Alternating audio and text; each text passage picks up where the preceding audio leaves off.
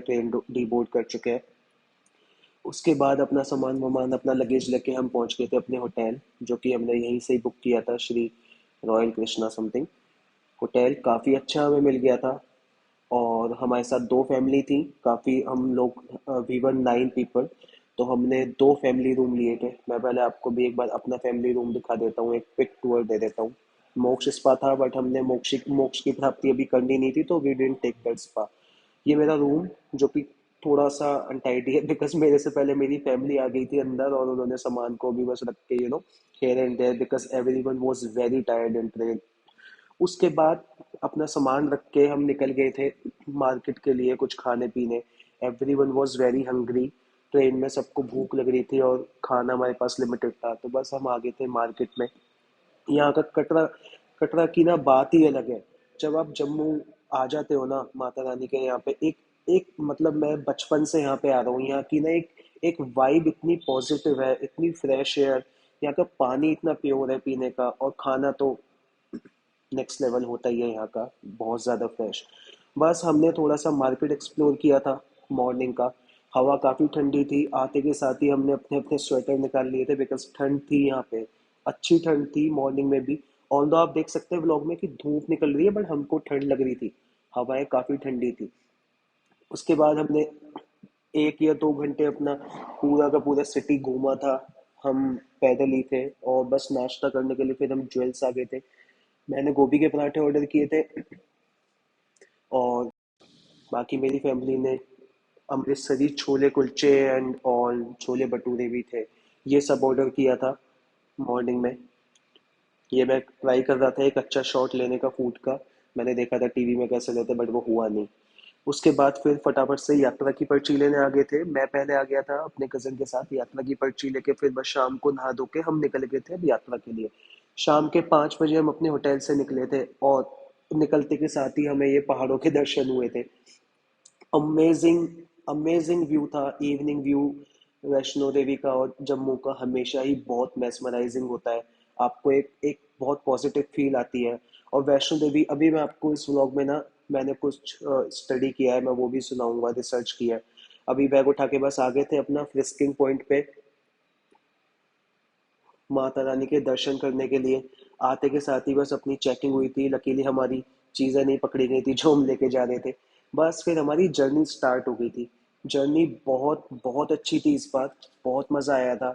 मेरी ना वैष्णो देवी से बचपन की बहुत ज़्यादा यादें जुड़ी हुई हैं। मैं हमेशा, मतलब it's been more than 15 years कि मैं आता ही हूँ वैष्णो देवी।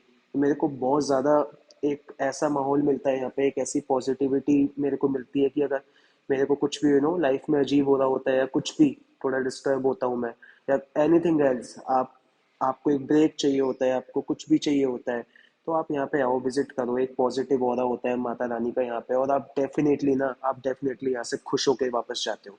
बस जर्नी शुरू हो गई थी। जर्नी, बोलते हैं ना, डेस्टिनेशन तो आपकी होती है इम्पोर्टेंट, बट जो मजा जर्नी का है ना वैष्णो देवी की, वो बहुत ज्यादा अलग होता है। तो बस मैं एक छोटी सी ना आपको स्टोरी बताऊंगा, जो कि मैंने इंटरनेट से लिखी है वैष्णो देवी माता के बारे में। बेसिकली इनकी हिस्ट्री है। यहाँ पर फालतू सामान जमा किया जाता है क्लॉक रूम में, बट मैं अपने मैनेजर को दिल्ली में ही छोड़ आया था, तो मैं जमा नहीं कर पाया। ये करण अर्जुन से भी मिला था मैं यहाँ पे। ये दो इतनी शांति से खड़े थे, ये सीधे मुंह मेरे से बात ही नहीं कर रहे थे। तो मैंने सोचा कि पीछे से बात, ओके, लीव इट। एनीवेज आगे बढ़ते हैं। फिर हमें लग रही थी भूख। पहाड़ों की मैगी तो डेफिनेटली होती इंपॉर्टेंट है, तो मैंने मैगी खाई थी फैमिली के साथ। मैगी खा के बस हम आगे बढ़ गए थे अपना, निकल चुके थे जर्नी को कंप्लीट करने। और हमारी ये जर्नी हमने स्टार्ट किया था शाम को 5 बजे, और जर्नी खत्म हुई थी नेक्स्ट डे रात के 10 बजे। तो ऑलमोस्ट 30 आवर्स की जर्नी ये की थी। और 30 आवर्स की इसलिए थी बिकॉज हमारा भवन पे, मनोकामना भवन पे, वहाँ पे रूम्स भी बुक थे हमारे। हमने ब्रेक भी बहुत ज़्यादा लिए थे। हमारे साथ दो बच्चे भी थे छोटे, और दो ओल्ड लेडीज भी थी हमारे साथ। तो हमने आराम से, ऐसे आप देख ही रहे हैं क्या कंडीशन हो गई थी 1 किलोमीटर के बाद ही, जर्नी आराम आराम से हमने कवर की थी। हम यहाँ पे 4 डेज के लिए आए थे। चरण पादुका पहुंच गए थे, वहां पे दर्शन करके बस जर्नी कंटिन्यू रही थी हमारी। पौराणिक कथा के अनुसार वैष्णो माता का जन्म दक्षिणी भारत में हुआ था। बचपन में माता का नाम था त्रिकुटा। बाद में उनका जन्म विष्णु के वंश में हुआ, जिसके कारण उनका नेम पड़ा वैष्णवी। मान्यता है कि माता वैष्णो देवी ने त्रेता युग में माता पार्वती, सरस्वती और लक्ष्मी के रूप में मानव जाति के कल्याण के लिए एक सुंदर राजकुमारी का अवतार लिया था। उन्होंने त्रिकुटा पर्वत में तपस्या की थी। बाद में उनका शरीर तीन दिव्य ऊर्जाओं महाकाली, महालक्ष्मी और महासरस्वती के सूक्ष्म रूप में विलीन हो गया था।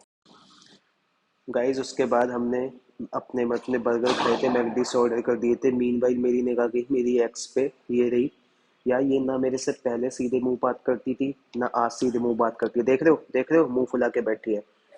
एनीवेज बैठी रहे। बस बर्गर खा के हमारा बर्गर आ गया था। टेक अवे ही फैसिलिटी थी। बर्गर खा के बस आगे की कंटिन्यू करते हैं माता रानी की कहानी। एक इंटरेस्टिंग स्टोरी बताता हूँ आपको माता की। ये उस समय की बात है जब दानवराज महिषासुर, इन सभी ने नाम सुना होगा इसका।